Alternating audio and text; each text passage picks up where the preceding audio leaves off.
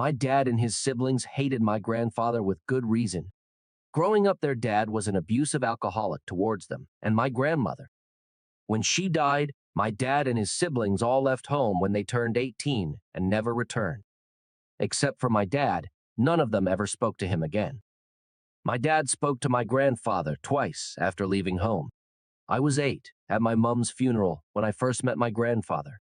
He approached me, kneeled on the ground in front of me and introduced himself, asked how I was doing, but before I could say anything, my dad had pulled me away from him. He yelled for a bit, then dragged me away. I was 11 when I met him again, when my dad dropped me off at his house and left me there. I found out a few years later it was because my dad's new wife didn't want me around. You might think my dad was a POS for doing that. I know I did, but it turned out to be the best thing he could have ever done for me, even if I hated him for it. My grandfather and I became very close. His alcohol-filled days were long behind him, and he taught me everything. He owned a lot of land. He taught me how to grow vegetables, how to farm, how to maintain the property and look after the land, how to care for the animals, how to hunt, and he pushed me to get an education. I was happiest when he and I were working the land together.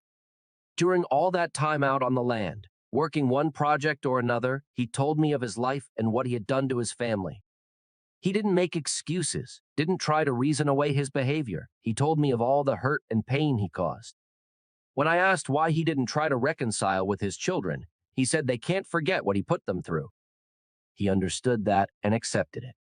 I was 26 when he died. I called my dad to let him know. I had to tell him who I was. He didn't stay on the line long. Told me to take care of the funeral, then hung up. Knowing what I knew of his childhood, I didn't blame him, but he didn't even ask how I was. The resentment I already had for him grew. After the funeral, at the wake, a young woman introduced herself to me. She was my cousin. I knew my dad had siblings, but that's all I knew.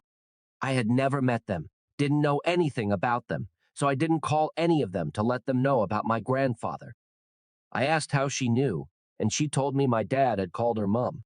She spent a few days in town after the funeral, and we kept in touch after. We became, and still are, really close. A couple of years later, when she said she was moving into town, I gave her an acre of land. Her husband, and their kids still live there today. My grandfather left me everything. My dad and his siblings did not contest the will. My cousin told me her mom didn't want anything, not 1 cent from her father. I guess the rest of them felt that way too, because neither me nor my lawyer ever heard anything from them.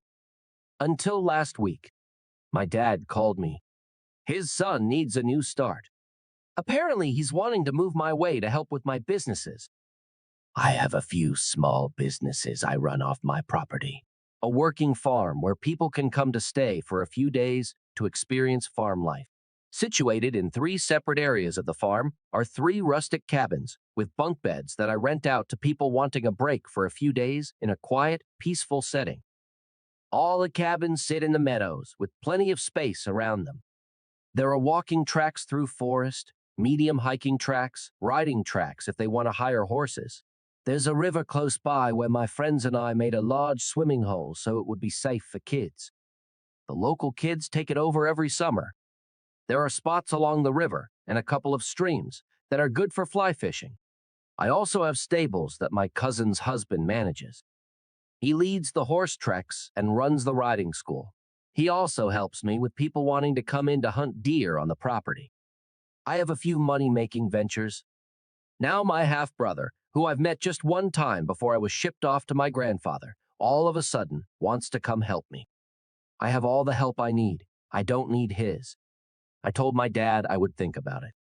He's been sending me texts every day, several times a day, asking me about the property, the businesses, suggesting roles his son could fill, telling me family looks out for each other and sticks together, telling me my grandfather owes him, telling me what land I should give his son to set him up, and what land would be best for him and his wife when they visit.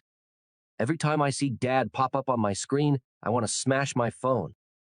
My anger and resentment is directed at my dad, not his son, but I still don't want him here. He's a stranger to me. All my grandfather left me is mine now, and I don't owe any of them anything. My cousin and her husband are on my side and say if it were up to them, they would tell my dad and his son to get lost because they have never made the effort to be family with me or even call to say hi. I know they're right. What they say is true. Will I be the asshole if I say no because of the resentment I have for my dad?